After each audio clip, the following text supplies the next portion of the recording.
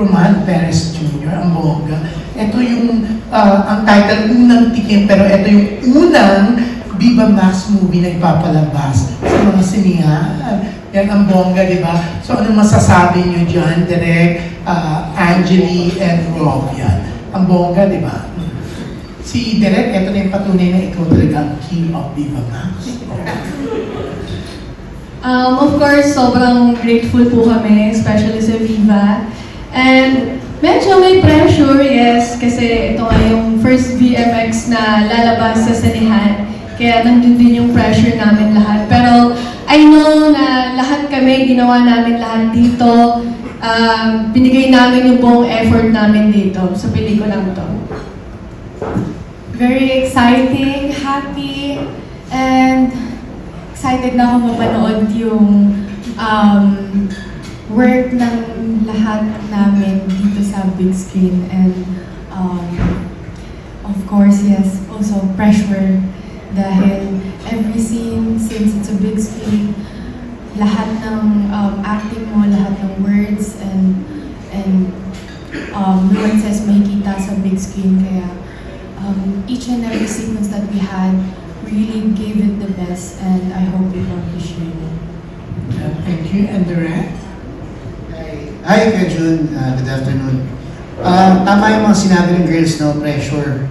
Sobrang laki ng pressure na nakalagay sa balikat namin. Nakakamiti lang kami ngayon, pero sobrang laki ng pressure na kinakaharap namin ngayon. Pero sobrang saya din namin kasi ito ang utopia. Ito ang dreamland ng VMX, no? Nandun na pumapasok na tayo at andun na papunta na siya. Ang mainstream media ay papunta na sa cinema. Makakauwi na kami ulit sa kung saan tayo nagsimula. So yan nga, sa sinihan na, mga sinihan ipapalabas. May ano ito, na MTRCB na ito. Tapos na? Yes, opo. Yes, na MTRCB na. Masaya naman po kami. May SM, syempre. Yes. So hindi siya R18? R18, R16. Yes. Maraming salamat sa Viva Films at sa MTRCB kasi ito na siguro ang pinakamatapang na pelikulang lalabas sa Pilipinas ngayong season na ito. So R18 and R16? R18. Bakit dalawa? SM Malls ay R16. So may binawas? Walang binawas. Gumawa kami ng cut para talaga sa SM para mapuntahan natin yung masa ng SM Malls. Gumawa kami ng cut for Ayala Cinemas, Robinsons at iba pang mga cinemas. Gumawa kami ng cut na mas todong-todo para sa iba. Buti hindi na X? Hindi naman po. Sa Viva Max nyo mapapanood dyan next year. So sa Viva Max Next year. Mas matindi? Mas matindi yun. Ginawa din namin yun. Gumawa din kami ng cut for Viva Max next year. Yan. Angeli and Rob, yan. Pati pala sa SK, no? Oo. Parang ito, sa tagal ng panahon, ngayon na ulit may sexy movie na ipapalabas sa SM. Di ba? Oo. So yan, anong take niyo doon? Rob, Angeli, I really didn't think about the sexy part na ilalabas sa cinema. My heart and my mind was all about the acting and how hard we did it, and even the sexy is there. Yung art and music and the love was there too. So for me, I think it's another good movie that will be shown in cinema, and I'm thankful na kami yung napili sa SM Cinemas. Ayan po, like what Angeli said po, yes. Lahat naman po talaga dito is, lalo na acting, hindi lang talaga sexy, din yung pinakita namin dito. Ngayon, sobrang grateful pa rin talaga kami until now na ito ilalabas na sa sinehan. And ayun, andun pa rin talaga yung pressure natin lahat. As in, so sana magustuhan to ng tao at supportahan po natin to. Thank you and congratulations, ang bongga. Oo, kasi talagang may R16, R18, di ba? At least yung X, abangan next year sa Viva Max. So, yeah, congrats and good luck! Thank you so much po, Sir Jane Lalin of Abante. Next up, we have Pastor Amoy of TikTok and People's Journal. Ang PM. Hi, Rob. Hi, Tita Aster. Napanood mo na? Next po. Grabe ang engagement mo doon sa Facebook. Natutuwa lang ako sa inyo, lalo na kay Direk. Direk, sobra ka na. Ang layo na talaga na narating mo. Susugin ko lang siguro ang tinanong ni Jun kanina. Kasi this is your first movie na mapapalabas sa pelikula. Sa pelikula. Sa mga theaters pala, I'm sorry. Sa theaters. So, tatlong rating ko baga. Isang 16 for SM, R18 for Robinsons, and of course, Uncut for Viva Max na next year pa. And prior to this, of course, si Rob at saka si Angeline, napanood kayo sa television ng Gerald Public, di ba? Sa pamamagitan ng Black Rider. Anong pakiramdam? Kasi parang nakatawid na kayo, naka-crossover na kayo. Instead na sa Viva Max lang kayo na papanood, ngayon mas napapanood na kayo ng marami. I'm thankful that Viva gave me the opportunity to have another agency. And thankful din ako na naging stepping stone ko ang pag-acting, ang pagsisexy. Dahil ngayon, nakikita ng mga tao na I'm more than, kaya pala. And I think I'm more than that. At nung nandun ako sa Black Rider, ibang genre naman, sobrang nakaka-excite dahil dito sa Viva Max, puro drama ako. Pagdating ko sa GMA, action naman, kaya nagamit ko yung pagtetekwando ko, yung mga sigaw-sigaw, mga gano'n. Ang saya, super saya na different genre. Ako din po, sobrang saya ko rin kasi napabilang ako sa Black Rider. Actually, hindi ko rin po talaga akalain na mapapabilang ako sa Black Rider. And, ayun, sobrang nagpapasalamat ako. Walang sawang hindi ako magpapasalamat sa lahat, sa Viva, and sa manager ko, sa handler ko, kila Boss Ping. Kasi, ito nga yung naging stepping stone namin, yung Viva Max. Pero sabi ko nga, hindi magko-close yung door ko sa Viva Max. Gagawa pa rin ako sa Viva kasi kung saan ako nagsimula, talagang babalik at babalik pa rin ako doon. Yes, and also for our first teleserye, this will be forever our core memory sa GMA. Lalo na mga veteran actor and actress yung mga naka-work namin doon. Ayun, so marami rin kaming natutunan sa kanila. At in fairness naman to Direk, si Direk din ang nabigay ng malaking break sa aking alagang si Ren Iscanio. And look where she is now, di ba? Naka-crossover na rin siya, napapanood na rin siya sa teleserye, sa mga pelikula. So, maraming salamat sa iyo, Direk. Kasi marami na rin nagmula sa iyo eh. Di ba? Marami na rin naggaling sa iyo. Balikan ko naman itong dalawa. Angeli, being the newest Viva Max Queen, may pressure ba sa part mo? Oh, up until now, I still can't believe that people see me as a Viva Max queen, and I never thought that I would get this part, and I'm very thankful that people saw my talent, how hard I strive for this, and each and every day I will always try to make everyone proud and do my best, 110%. And of course, Viva Max Princess, Rob Quinto. Anong pakiramdam? Ayun po, lalo na yung lumabas dun sa caption sa Viva, yung GL Crush. Actually, hindi ko rin talaga alam. Maybe kasi ang dami na din siguro mga naging kapartner na girl. Baka nga mapalitan ko na yung mga lalaki. Ako na ang bagong saint. Yes, tama. Thank you and good Thank luck. you po, Tita Aster. Thank you po. And I'll see you later, Angie. Thank you so much po, Tita Aster Arroyo. Next up, we have Miss Ana Pingol from Pika Pika and Avante. Ayan, kay Direk muna. Direk, hi. Direk, paano po na-desisyon na GL ang ipapalabas sa sinihan ng Viva Max?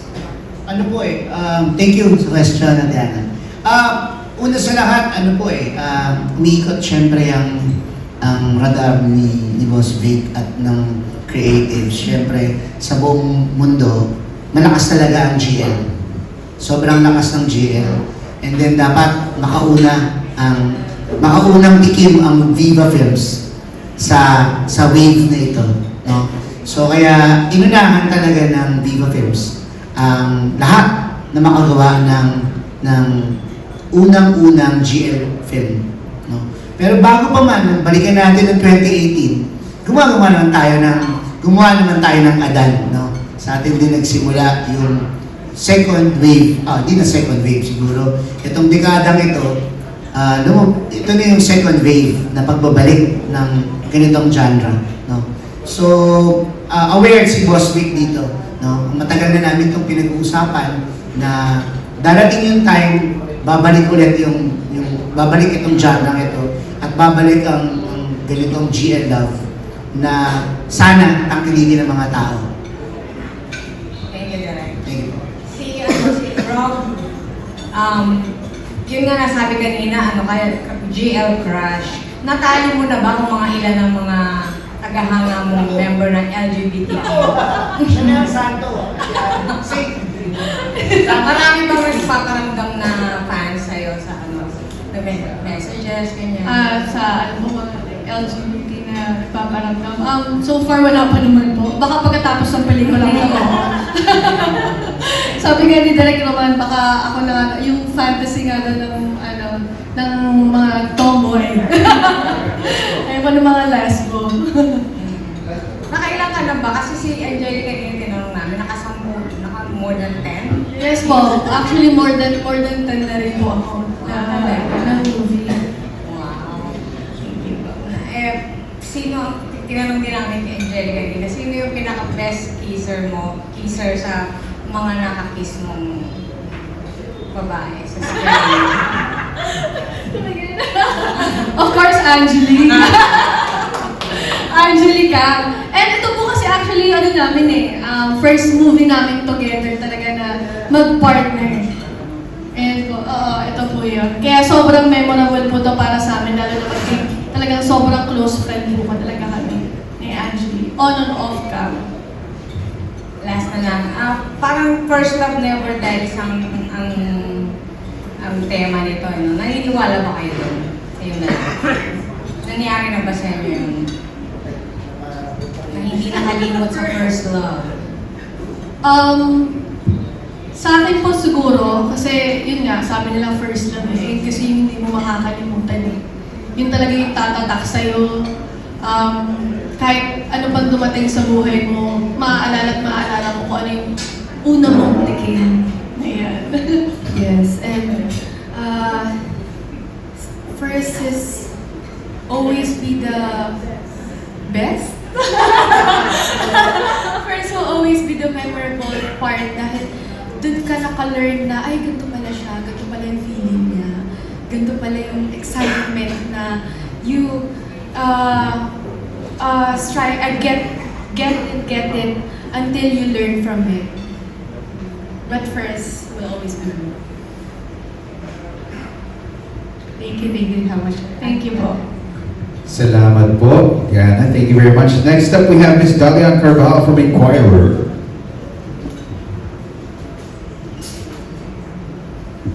Hi, Direk. Hi po. Your favorite. Question ko for you, Direk. Ano mas mahirap, Direk? Yung GL na love scene or Gallian Girl? Ano mas mahirap, Direk? GL na love scene or man and woman? Alos parehas lang, Dali. Parehas lang din po. Hetero, homo, parehas lang talaga. Nagkakaroon lang ako ng reservation kapag syempre yung dalawang, yung homo, ay mas okay sila. Napansin ko yun eh. Kuwari silang si Rob and Angeli. Okay sila talaga. Meaning, natotomboy talaga sila sa isa't isa. Opposite. Oo. Opo, yun. Kahit di naman yung napansin ko sa kanila mas okay sila na babae sa babae kesa dun sa, hindi ko sinasabing hindi sila okay sa hetero, pero mas madali para sa kanila yun. Thank Opo. you. Thank you po. For Angeli and Rob, no? Kasi sa kwento, Angeli, you were torn between yung first love mo na babae, tapos dun sa engaged ka ng guy. Pag nangyari yun sa real life, sino pipiliin mo? Yung guy o yung girl? From the story itself, the girl. First love talaga. First love. Since the story is about they're scared of the judgment, isa na yun yung reason kung bakit humuwala yung character ni Angela, ng character ko. And mostly sa mom niya din. Pero kung papapiliin yung heart ng character ko dun pa rin kay Robin. Thank you, Rob. Sa akin po, of course, yung girl. Kasi yun nga eh, first love eh. Tapos lahat pa talagang doon mo na-experience lahat. And pinaglaban mo talaga. And nandun na lahat eh. Binuhos mo na lahat eh. Kaya para sa akin, talagang girl, yung first love ko talaga yung babalikan ko. Thank you. Thank you. Guys. Thank you po, Ms. Dolly. Next up, we have Sir Mark Magadia from Maganda Ba Movie. Hello guys. First question ko muna ay sa... Dito po ako. Ay sa cast muna. So, first question is, could you tell us about the characters that you are playing? At ano yung naging mas special ba yung paghahanda sa gagampanan ninyo knowing na ipapalabas ito sa big screen? Ano yung pagkakaiba? Ang character ko po dito is si Becca na kasintahan ni Yuna, na si Angelica. Ang character ko po dito is like parang lahat ginawa ko para dito. Actually, si Yuna is my kryptonite dito. Siya ang talagang lahat ginawa ko para sa kanya kahit tutol na. Parang parang against the world talaga yung pagmamahalan namin dito ni Angeli.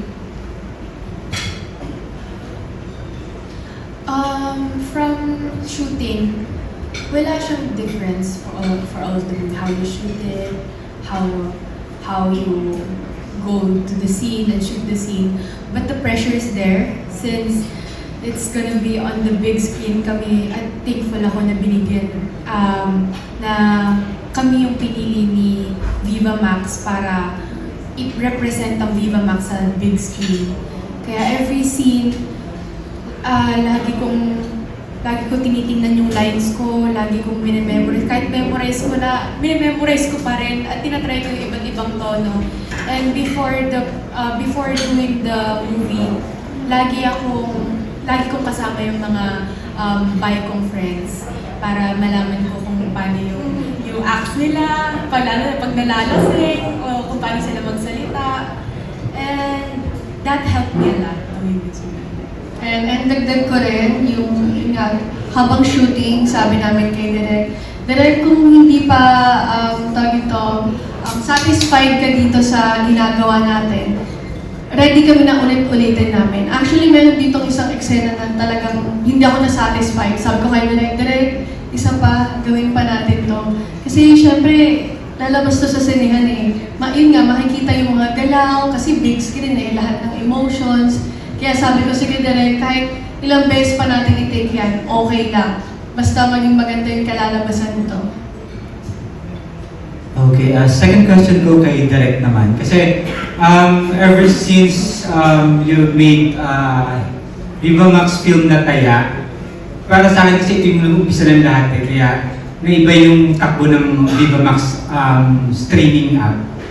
Tapos ngayon naman, ito na naman, gagawa ka naman ng pelikula na kauna-unahan din sa Viva Max na ipapalabas sa sinihan. Ang question ko is, ano yung atake mo dito sa unang tikim that you think is kaya magiging deserving yung pelikula na ipakita or kalabas sa big screen? Salamat. Una sa lahat, love wins. Yun yung gusto nang sabihin ng pelikula. Ang cliche, pero parang yun yung kanyang X factor. No? Para kang nanonood pa rin ng isang romance drama. Nagkataon lamang na parehas babae sila, pero parehas silang nagmamahalan. Katulad din ng panonood natin ng BL, di ba? Nagmamahalan yung dalawa na parehas ng kasarian. At feeling ko ito yung kailangan na baguhin sa kasi yung Viva Max streaming, syempre tatapang ng mga ginagawa natin doon, no. Ngayon, ano yung i-offer mo sa cinema, no? Ano yung offer mo sa ngayon? Siguro mas pakiramdam ko mas in-offer namin ngayon ay yung mapapanood ng high school student na lovers. At mapapanood nila at mararamdaman nila na okay pala tayo. Okay naman pala tayo. No? Okay naman pala tayo. Meaning, hindi ko to, hindi ako napipreach. Again, hindi ako napipreach para dito. Pero, para i-confirm lang na may dalawang babae nagmamahalan, wala pa nung high school o bata pa sila, okay naman pala tayo. Katulad din natin sila. No? Ganun yung gusto kong makita na pure love. Walang dark twist. Walang dark twist. Walang magpapatayan sa dulo. Walang magkakasakitan. Walang magkakabitan. Walang magagawang mamamatay ang isang tao. Lahat ng ito tungkol lang sa pag-ibig. Yan siguro yung i-offer namin dito sa unang tikim. Okay, salamat mo direct. Thank you.